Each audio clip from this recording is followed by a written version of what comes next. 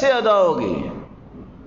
قال الغسل من الجنابہ، غسل جنابت جو ہے یہ بھی ذمہ داری ہے. ناراض نہ ہوئیے، 100 لوگوں کو بٹھا کے پوچھیے کہ غسل جنابت کا طریقہ کیا ہے. آپ امید کرتے ہیں کہ 99 لوگ بتا دیں گے؟ آپ امید کرتے ہیں کہ اگر کسی کو بتائیں کہ یہ اللہ کے رسول صلی اللہ علیہ وسلم نے غسل جنابت کا طریقہ بتایا ہے، کیا تم اس کا اہتمام کرتے ہو یا پرواہ نہیں کرتے؟ پاکیزگی اور طہارت امانت ہے. طہروا هذه الاجساد طہرکم اللہ، اپنے جسموں کو پاک صاف رکھا کرو، اللہ تمہیں پاکیزگیاں عطا کرے. شریعت بہت پاکیزہ ہے. آج کتنے لوگ ہیں جن پہ غسل فرض ہوتا ہے، وہ کہتے ہیں کچھ نہیں ہوتا. کسی کو کیا پتا ہے؟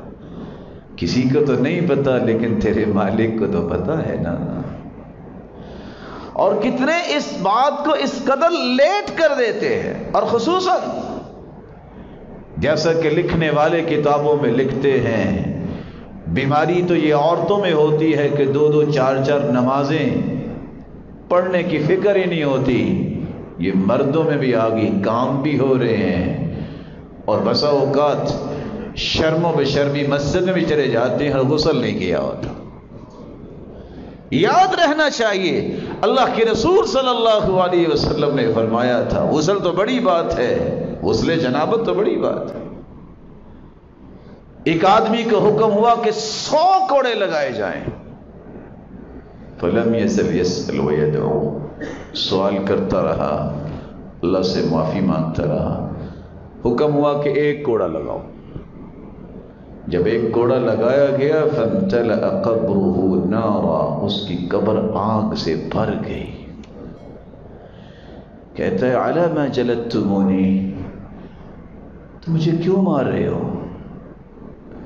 جواب ملا انک صلیت صلاۃ واحدہ بغیر طہور، تم نے 1 نماز بغیر پاکیزگی کے پڑھی تھی، یہ اس کی سزا ہے. وَمَرَرْتَ بِمَظْلُومٍ فَلَمْ تَنْصُرْهُ، تیرے سامنے ظلم ہوتا اور تم گزر جاتے، تمہیں پرواہ ہی نہیں ہوتی. آج کتنے لوگ ہیں جو بغیر نماز، بغیر وضو کے نماز پڑھ لیتے ہیں. وضو ناقص ہے تو نماز بھی ناقص ہے. شریعت تو یہاں تک رہنمائی دیتی ہے، وضو ناقص اگر کر کے وہ کھڑا ہوتا ہے امام بھول جاتا ہے. وضو کو بنا کے کرو، اپنی طہارت اور پاکیزگی کا خیال کرو.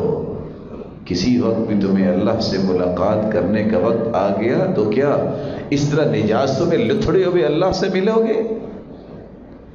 اپنے آپ کو ہر وقت باوضو رکھنے کی عادت بناؤ. وہ کالے رنگ کے غلام کس قدر زمین پہ بلال چلتے اور جنت میں اس کے قدموں کی آہٹ سنائی دیتی، سبب کیا تھا؟ باوضو رہتے. اگر بلال کو یہ عظمت مل سکتی ہے تو یہ ان کے لیے خاص تو نہیں تھی، آپ بھی حاصل کر سکتے ہیں. اپنے آپ کو باوضو رکھنے کی عادت بنائیں. اور کتنی بڑی نعمت ہے کہ جو اللہ کے رسول نے ہمیں عطا کر دی اپنی زبان سے. فرمایا ما من عبد يبيت على ذكر طاهرا إلا بات معه في شعره ملك لا ينقلب ساعة من الليل إلا قال اللهم اغفر لعبدك فإنه بات طاهرا. جو رات کو بھی وضو کر کے سوتا ہے، آج کل تو ویسے بھی گرمی ہے، جو رات کو بھی وضو کر کے سوتا ہے ساری رات ایک نورانی فرشتہ آپ کے بستر میں رات گزارتا ہے اور آپ کی بخشش کی دعائیں کرتا رہتا ہے جب تک صبح نہیں ہو جاتی. خوش قسمت بنیے، وہ نگرانی بھی کرتا ہے اور آپ کے